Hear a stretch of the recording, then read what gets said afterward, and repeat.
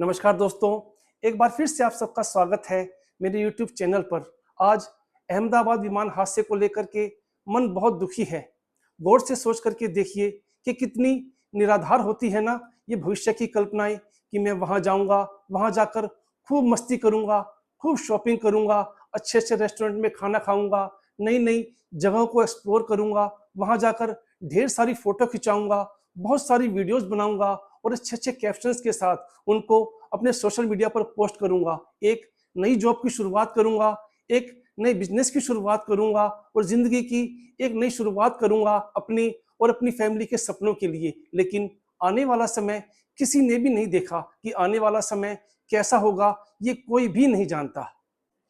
गौर से सोच करके देखिए कि किसने सोचा था कि 12 जून 2025 के दिन कितनी कहानियां अधूरी रह जाएंगी। कोई अपनी बेटी से मिलने जा रहा था, कोई अपनी पूरी फैमिली से मिलने जा रहा था, कोई नई नवेली दुल्हन अपने पति से मिलने जा रही थी, कोई स्टडी करने के लिए जा रहा था, कोई बिजनेस करने के लिए जा रहा था, कोई जॉब करने के लिए जा रहा था, कोई अपनी पूरी फैमिली को लेकर के वहां सेट होने के लिए जा रहा था। और भी ना जाने पता नहीं कितनी कहानियां अधूरी रह गई होंगी। और साथ साथ आपने ये भी देखा होगा कि जो युवा पीढ़ी है, कुछ डॉक्टर बच्चे पढ़ने के लिए वहां हॉस्टल में गए हुए थे, उनके दिल में कितने सपने होंगे अपने भविष्य को लेकर के, और वो अपने हॉस्टल में लंच कर रहे थे लेकिन वो पूरा लंच भी नहीं कर पाए। क्या किसी ने ऐसा सोचा था? सच में ये हादसा हमें बहुत कुछ सिखा करके चला गया और हम अपने आने वाले जीवन में इस हादसे से बहुत कुछ सीख सकते हैं। इस हादसे ने एक बहुत पुरानी कहावत जाको राखे साइयां मार सके ना कोई को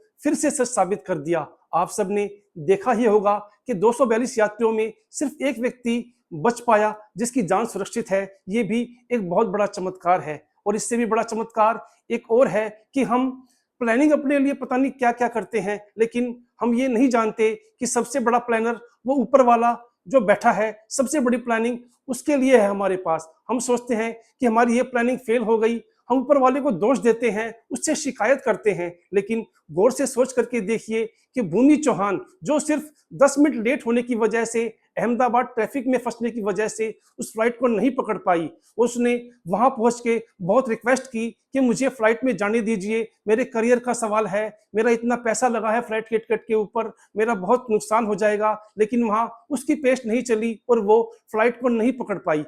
सोचिए, जब उसे पता लगा होगा कि ये फ्लाइट क्रैश हो गई है तो उसने परमात्मा का कितना धन्यवाद किया होगा। सच में ये हादसा हमें बहुत कुछ सिखा के चला गया। ये हादसा हमें ये भी सिखाता है कि हमें अपने फ्यूचर की परवाह ना करते हुए अपने प्रेजेंट को पूरे जोश और एक्साइटमेंट के साथ जीना चाहिए। मैंने पहले भी अपनी वीडियोस में कई बार कहा है कि जिंदगी कभी छोटी नहीं होती।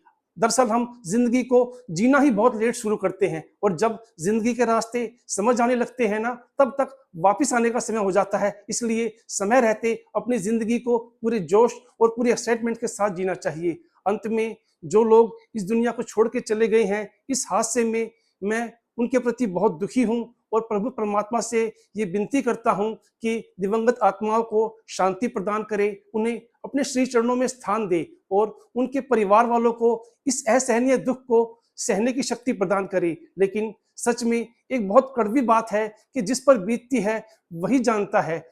जिसको दर्द मिलता है उसी को दर्द का एहसास होता है। हम सब तो सिर्फ सांत्वना दे सकते हैं, तसल्ली दे सकते हैं, लेकिन प्रभु परमात्मा ही है जो उनके जख्मों को भर सकता है। तो प्रभु परमात्मा से दोबारा विनती करूंगा कि उनको धैर्य दे, साहस दे, सहन शक्ति दे, ताकि वो इस दुख से उभर सकें।